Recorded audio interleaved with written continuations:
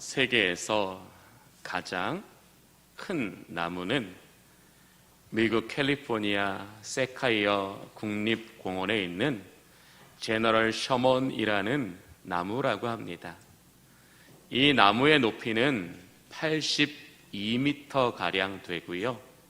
이 나무의 지름은 12m가 넘는다고 합니다.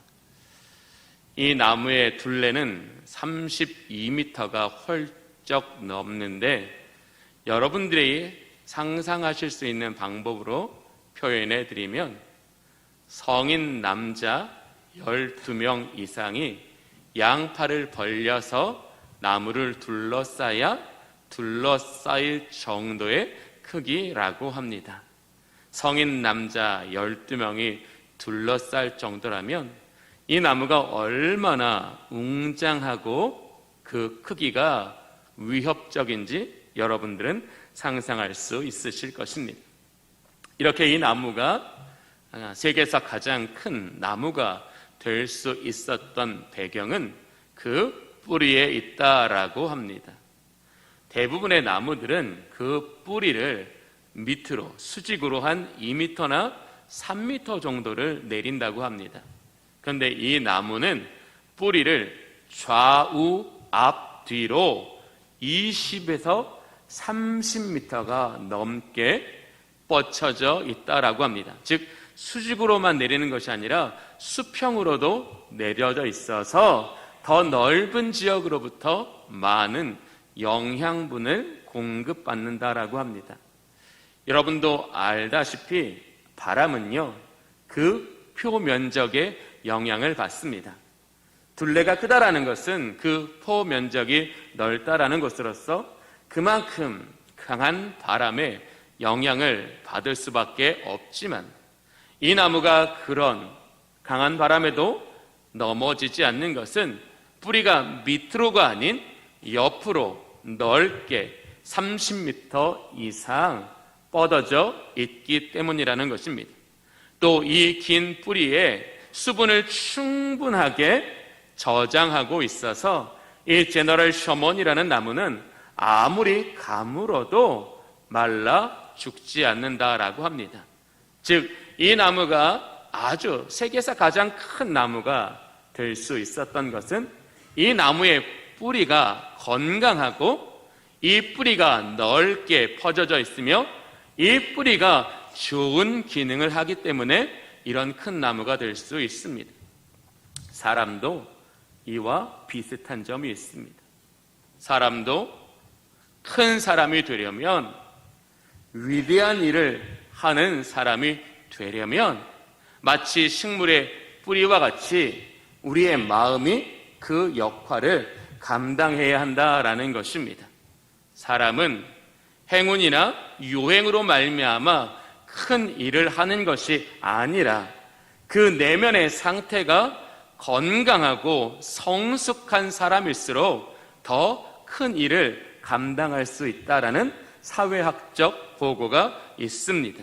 즉, 저와 여러분의 내면이 건강하고 넓으며 그 기능을 온전히 행할 때에 저와 여러분은 인생의 높이가 달라진다라는 것입니다. 즉, 우리 인생의 높이는 내 영혼의 상태, 내 내면의 건강함과 성숙함에 따라 분명히 차이가 난다라는 것입니다. 오늘 본문 12절을 주목하여 보시면 이 시인이 지금 어떠한 삶을 살고 있는지를 우리에게 이야기하고 있습니다.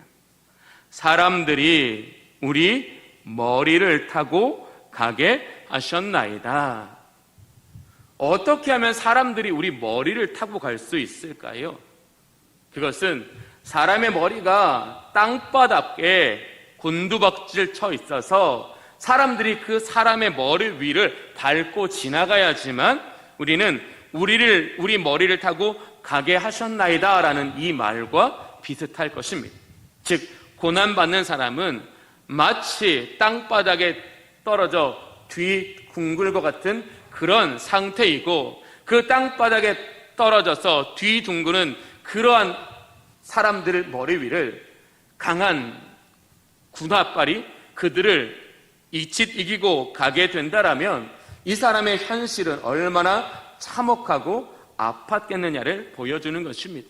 사실 이것을 가장 분명하게 표현할 수 있는 것은 이스라엘 민족이 이 느부갓네살 왕, 바벨론 왕 느부갓네살로부터 받았던 고난을 통해 분명히 드러날 수 있습니다.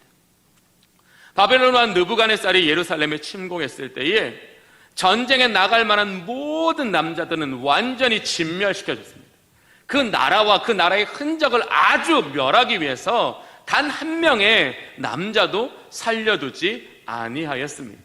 게다가 아녀자들과 소녀들을 유린하였고 어린 자녀들은 마치 죽은 동물을 끌고 가듯이 그 짐승과 수레에 끌고 포로로 붙잡아 갔습니다.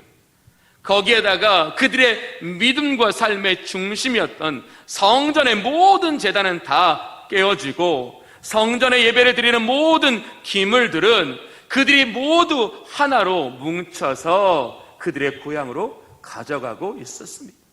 이 얼마나 참혹한 현실입니까? 이 참혹한 현실을 딱 한마디로 표현하는 게 이 구절입니다. 우리의 원수가 우리의 머리를 타고 가게 하여 주셨나이다. 또 뭐라고 표현하고 있습니까? 또 우리가 물과 불을 통과하였더니 라고 말하고 있습니다. 겨우 목숨을 건져 짐승처럼 포로로 붙잡혀간 사람들조차도 그 인생의 여정에 그 길의 경로에 불과 물과 같은 것을 만나서 마침내 길에 죽어서 동물의 먹을거리가 되었고 겨우겨우 살아남아 그 바벨론 땅에 이른 사람들은 그들이 경험했던 그 과거의 참상과 철저히 무너져버린 그의 마음과 믿음으로 말미암아 하나님 차라리 죽는 게 더 낫겠습니다 라고 하나님 앞에 탄식할 수조차 없는 영혼의 상태였다라는 것을 보여주고 있어요. 시인은 바로 그런 고난을 겪었다라는 거예요. 그러나 이런 참혹한 현실 속에 또 시인이 삶에 대한 의지와 희망을 내려놓을 수 없었던 그 이유를 본문 20절은 말합니다. 그가 내 기도를 물리치지 아니하시고, 시인은 하나님 앞에 원망하듯 하나님 앞에 따지듯 부르짖어 기도하였습니다. 하나님 왜 나를 버리십니까? 하나님 왜 나를 멀리 하십니까? 왜 이스라엘을 지면에서 없애버리십니까? 왜 하나님 그들과 맺은 약속을 하나님은 모른 척 하십니까? 어쩌면 불평과 원망이 아니라 하나님 살려주세요. 하나님 살려주세요. 하나님 나를 좀 돌아봐 주세요. 그러한 시인의 기도에 우리 주님 어떻게 하셨다고요? 그의 기도를 물리치지 아니하셨도다. 그 마음을 주님께서 붙들어 주셨다라는 거예요. 그 마음에 하나님이 여전히 그들을 사랑하고 계시고 그들을 향한 언약을 버리지 아니하셨음을 깨닫게 하여 주셨다라는 거예요. 하나님께서 시인의 마음을 붙들어 그로 하여금 그 보여지는 현실에 무너지지 않도록 하나님께서 그 마음을 붙들어 주셨음을 이야기하고 있는 것입니다. 본문 16절과 17절을 보겠습니다. 하나님을 두려워하는 너희들아 다 와서 들으라. 하나님이 나의 영혼을 위하여 행하신 일을 내가 선포하리로다. 내가 나의 입으로 그에게 부르짖으며 나의 혀로 높이 찬송하였도다. 사람들이 자신의 머리를 짓밟고 가던 그때와 다르게 시인이 하나님 앞에 소리 높여 찬송할 수 있는 그 삶의 변화가 일어났던 그 이유는 하나님이 시인의 영혼을 위하여 새 일을 행하여 주셨기 때문이다. 하나님은 부르짖는 자의 기도를 멸시하지 않으시고 그들의 부르짖음을 기억하사 그들의 내면에 꼭 필요하고 꼭 알맞은 일을 그 안에 행하시사 그가 비참한 현실과 꺼져버린 마음의 불꽃에도 넘어지지 않도록 그를 도와주셨다라는 거예요. 인생의 진정한 회복은 어떻게 일어난다고요? 하나님이 우리 안에 그 일을 행하여 주실 때 일어난다라는 거예요. 하나님 우리의 마음을 고쳐주심으로써 그 마음이 무너지지 않고 주님의 그 은혜의 날과 그 권능의 주님을 바라볼 때만 우리의 영혼은 다시 일어나 하나님이 기뻐하시는 믿음의 삶을 살 수 있다라는 것을 보여주고 있는 것입니다. 사랑하는 여러분, 여러분들이 왜 무기력하고 무뎌졌으며 마음의 어두움 가운데 있다고 생각하십니까? 그것은 하나님이 여러분 속에 일하지 아니하시기 때문입니다. 여러분이 하나님께서 여러분 안에 일하실 수 있도록 여러분의 마음의 문을 하나님께 열어드리지 않았기 때문입니다. 하나님의 임재가 여러분을 덮어 그 하나님의 임재를 통해서 하나님의 성령이 여러분에게 필요한 것들을 행하실 수 있도록 여러분의 삶을 기도의 자리로 이끌지 않았기 때문입니다. 오늘 이 시인을 보십시오. 참혹한 현실, 누가 보아도 기도할 수 없는 이 상황에 이 시인이 선택한 것은 무엇입니까? 바로 기도입니다. 그 기도를 하나님 앞에 드릴 때에 하나님은 그의 기도를 물리치지 아니하셨을 뿐만 아니라 그의 영혼에 필요한 일을 행하여 주심으로 말미암아 원수들이 나의 머리를 짓밟고 갔으나 그것에서 나의 삶이 끝나는 것이 아니라 내 삶이 다시 일어나 하나님을 찬송하게 되었다라고 선포하고 있는 것입니다. 오늘 우리가 당한 이 어렵고 힘든 현실에서 벗어나 우리가 하나님 앞에 예배하며 우리의 입술에 서원을 갚으며 그의 이름을 찬송하는 그 은혜의 날이 우리에게 임하려면은 우리에게 뭐가 필요하다고요? 하나님 우리의 영혼에 하나님이 기뻐하시는 일을 행하는 것이 필요하다라는 것입니다. 이것은 예수님을 통해서도 분명히 볼 수 있습니다. 예수님은 붙잡히시기 전날 밤 제자들을 데리시고 겟세마네로 올라가셨습니다. 마태복음 26장 38절을 보면 예수님께서 제자들에게 부탁하시는 내용을 알 수 있습니다. 내 마음이 매우 고민하여 죽게 되었으니 너희는 여기 머물러 나와 함께 깨어 있으라. 십자가를 앞에 두신 예수님의 마음이 어떠하다고요? 고민되어 죽을 지경이다라고 말씀하고 있어요. 예수님이신데 하늘의 영광과 보좌를 버리시고 인간의 몸을 입고 이 땅에 오셔서 그분을 대적하는 많은 무리들의 공격과 위협과 죽음의 위기 속에서도 단 한 번도 이런 말씀을 하지 아니하셨는데 우리 주님은 십자가 앞에서 내가 고민되어 죽게 되었다라고 이야기하시는 게 뭘까요? 주님 앞에 있는 그 십자가가 그만큼 무겁고 고통스러우며 견딜 수 없는 괴로움이었다라는 거예요. 그래서 예수님의 마음이 흔들린 지경이었다라는 거지. 마음이 흔들릴 그 지경에 우리 주님 뭘 하셨어요? 겟세마네에 나아가 하나님 앞에 깊은 기도로 자신의 영혼을 주님께 의탁하여 드렸습니다. 아버지여, 할 수 있으시거든 내 잔을 내게서 옮기시옵소서. 이게 메시아로 오신 예수님의 입에서 나올 수 있을 법한 이야기라고 여러분 생각이 드십니까? 지난 3년의 공생애 동안에 예수님께서 보여주신 그 행덕에서 볼 수 있는 내용이라고 여러분은 느껴지십니까? 아마 이 겟세마네 전에 예수님을 기억한다면 예수님의 모습은 이 십자 앞에서도 대장부와 같이 떳떳하게 나갈 거라고 생각하실 겁니다. 그러나 그 십자가가 얼마나 무섭고 두렵고 힘든 것이에요. 죽게 되었다라는 표현과 아버지여 이 잔을 할 수만 있거든 내게서 옮겨달라고 하나님 앞에 간청하고 계실 거예요. 그만큼 십자가는 예수님께도 두렵고 무서운 것입니다. 예수님께서 저와 여러분을 살리시기 위해서 하신 행동이 뭡니까? 그 무섭고 두려운 일을 외면하지 않으시고 그 길로 담대히 나아가 주셨습니다. 예수님께서 그렇게 십자가를 향하여 나아갈 수 있었던 것이 바로 뭐예요?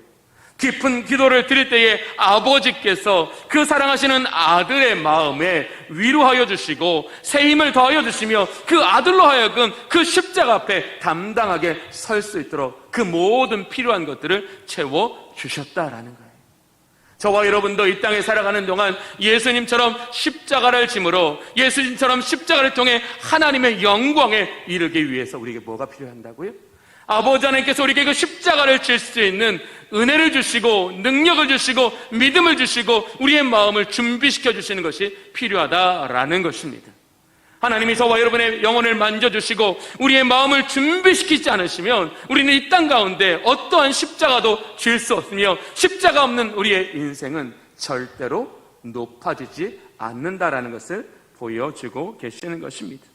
오늘 시인은 본문을 통해서 우리가 깊은 기도의 자리로 나아갈 때 하나님이 저와 여러분에게 주시는 두 가지 은혜를 명백하게 이야기하고 있습니다. 오늘 본문 9절의 말씀을 보겠습니다. 그는 우리 영혼을 살려두시고 우리의 실족함을 허락하지 아니하시는 주시로다. 아멘. 우리의 영혼이 실족하지 할 때 어떻게 된다고요? 우리의 영혼이 살아있다라고 말해요.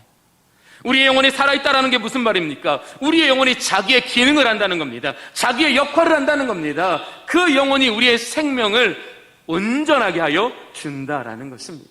즉 우리가 이 땅에서 온전하고자 한다면, 우리가 이 땅에서 정말로 하나님이 기뻐하시는 은혜의 삶을 살고자 한다면 먼저 우리에게 필요한 게 뭐예요? 우리의 마음이 실족되지 아니하는 것이다라고 얘기하고 있어요. 우리의 마음이 실족되지 않아서 우리의 영혼이 우리에게 하나님께서 주신 창조주의 기능을 감당하게 한다면 그 영혼은 우리에게 말씀하실 것이며 그 영혼은 우리를 도와주실 것이며 그 영혼은 우리를 다시 일으켜 주실 거다라는 것입니다. 우리는 위대한 종교개혁자 마틴 루터라는 사람의 이름을 기억하실 겁니다. 이 마틴 루터는 당시 로마 카톨릭의 부정과 부패에 맞서 비텐베르크 성당의 문에 95개조의 반박문을 붙이면서 종교개혁을 주도했던 인물입니다. 그가 담대하여 비텐베르크 성당 문에 95개조의 반박문을 붙였으나 그 일로 인하여 이 루터는 로마 교황청으로부터 사제직을 받았을 뿐만 아니라 시의회에 의해서 시민권조차도 빼앗기게 되었습니다. 그는 당시 가장 막강한 권력을 갖고 있던 로마 교황청과 세속의 위정자들 앞에 그 혼자만의 힘으로는 도저히 감당해낼 수 없어 그 마음이 무너지고 그 마음이 어두워져서 낙심하여 방의 문을 닫아놓고 두문 물출하지 않고 꼼짝하지 않고 방에 홀로를 가두어두고 있었습니다. 어느 날 수녀 출신인 그의 부인이 상복을 입고 문 앞에서 대성통곡을 하며 땅을 치고 있었습니다. 부인의 일에 깜짝 놀란 루터는 방문을 열고 나와서 도대체 누가 죽었단 말이요? 라고 하면서 왜 이렇게 대성통곡을 하는지 물어보았습니다. 그러자 이 부인이 이렇게 대답했습니다. 하나님이 돌아가셨어요. 하나님이 죽으셨어요.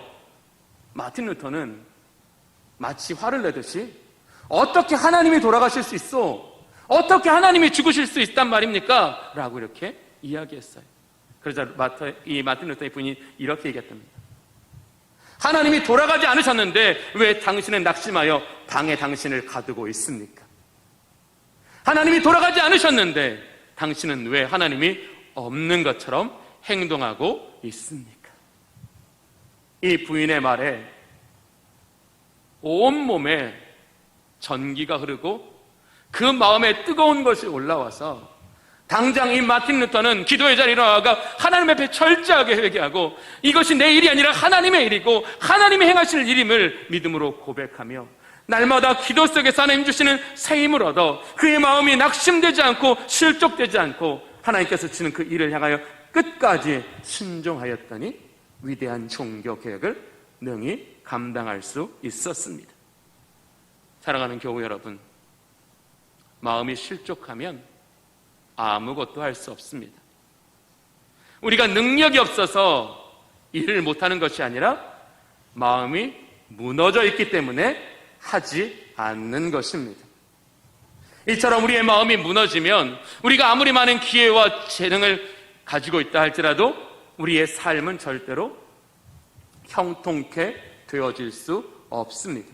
저와 여러분의 인생의 문이 열리고 그의 삶이 형통케 되어지려면 먼저 무너져 있는, 코로나19로 인하여 지난 3년 동안 철저히 무너지고 황폐해 있던 우리의 마음, 그 실족된 상태에 여전히 남아있는 그 마음에 하나님께서 시내와 같이 그 일을 행하여 주셔야 한다라는 겁니다.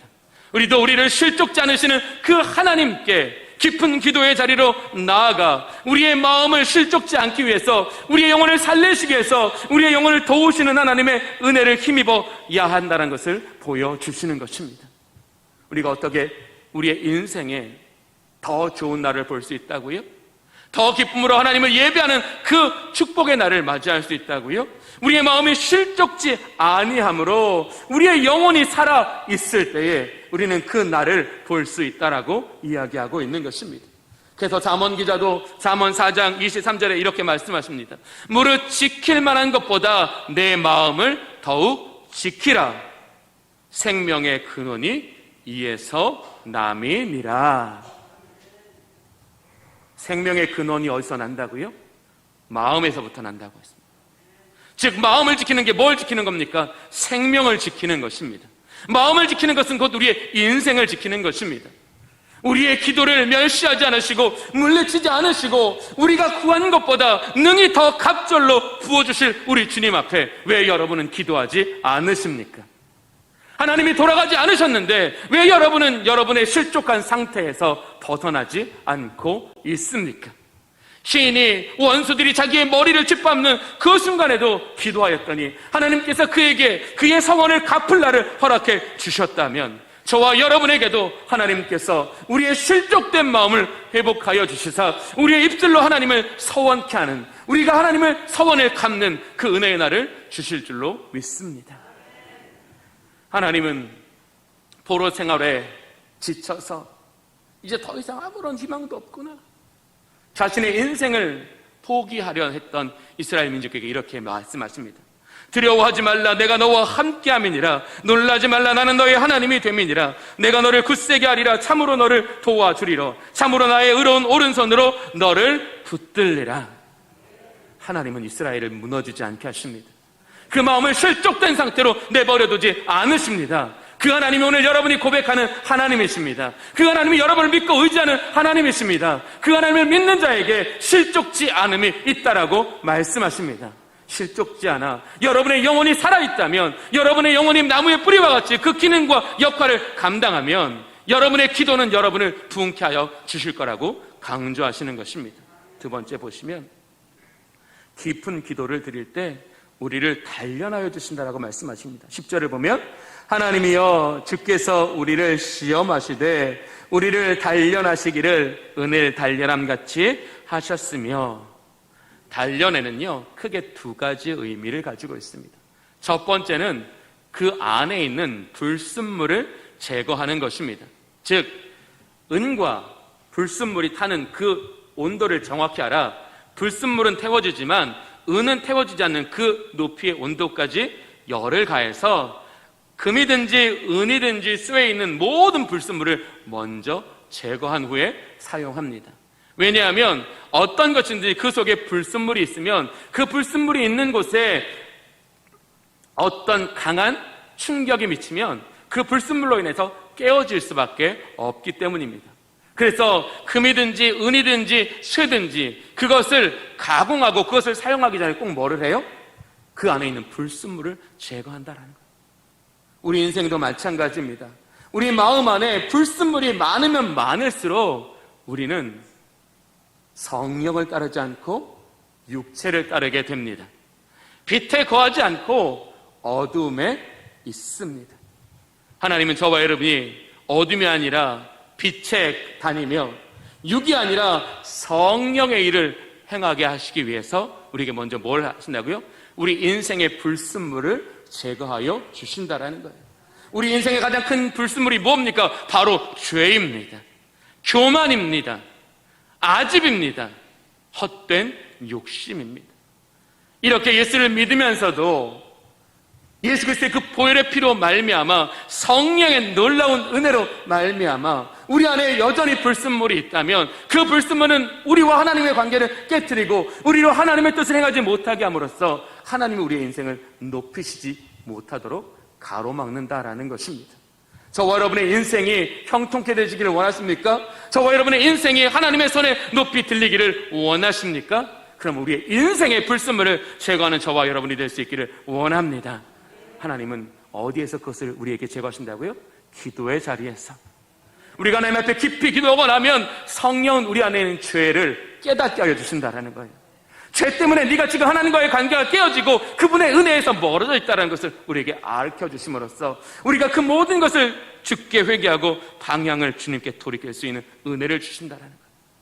우리가 강한 고집과 교만으로 어리석은 자 되었을 때에 성령 하나님께서 기도의 자리에서 우리에게 우리의 교만과 우리의 아집을 벗어버리게 하심으로써 우리가 사람과 하나님 앞에 멀리 떨어져 있는 존재가 아니라 사람과 하나님께 더 가까이 연결되어져서 우리 인생에 더 좋은 유익을 얻으며 살아갈 수 있도록 도와주신다는 거예요.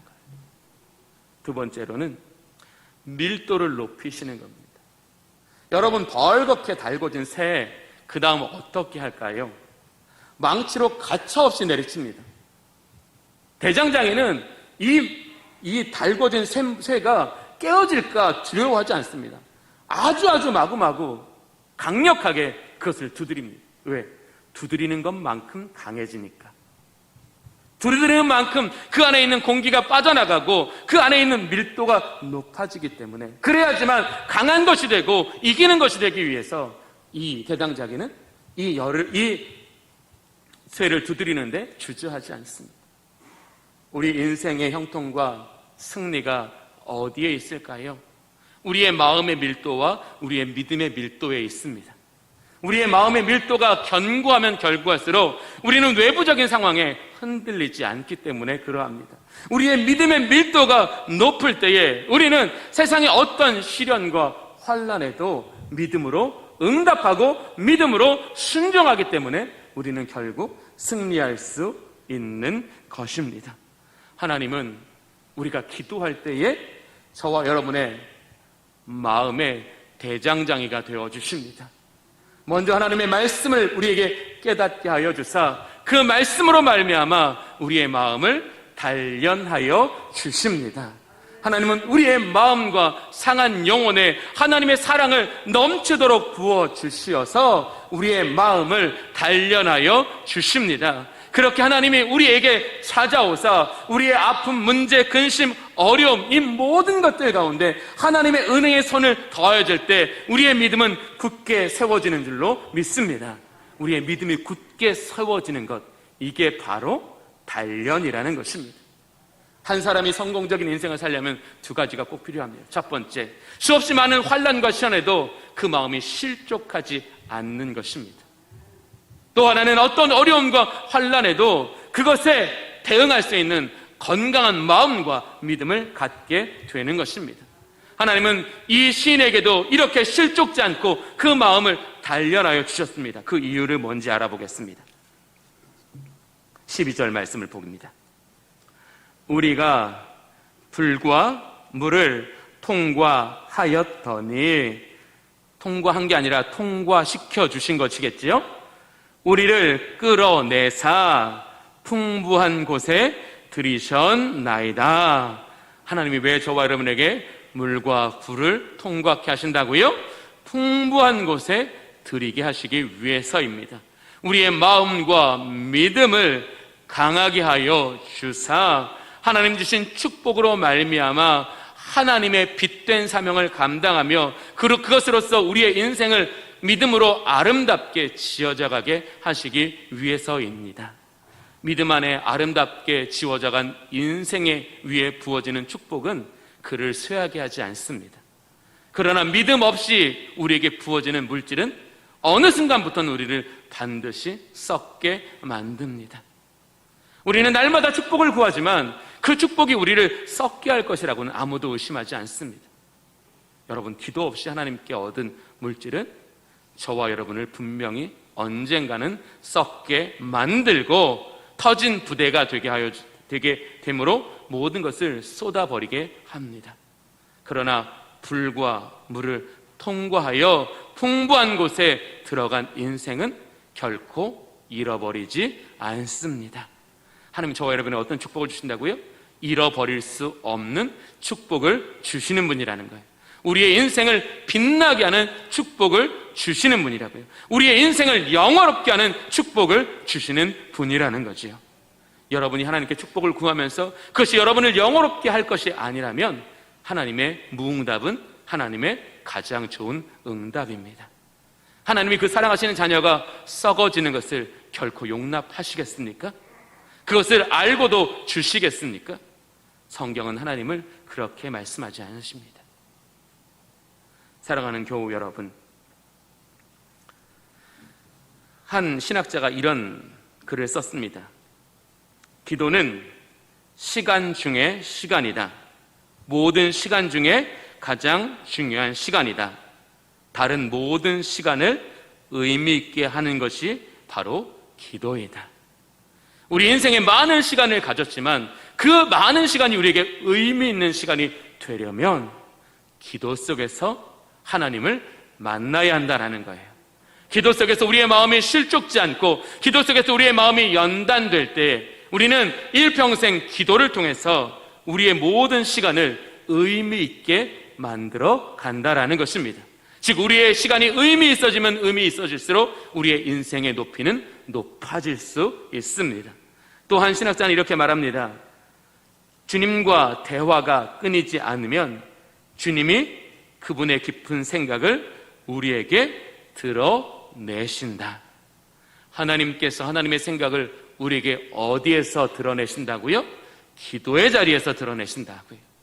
여러분들이 기도의 자리로 나아갈 때에 하나님은 여러분의 인생에 필요한 하나님의 기쁘신 지혜와 하나님의 기쁘신 마음과 하나님은 기쁘신 그 말씀을 넣어주실 줄로 믿습니다. 이렇게 우리 안에 그분의 깊은 생각이 가득 채워져 있다면 그 생각은 저와 여러분에게 성령의 열매를 맺는 인생의 참된 높이를 올라가는 저와 여러분이 되게 하여 주실 줄로 믿습니다.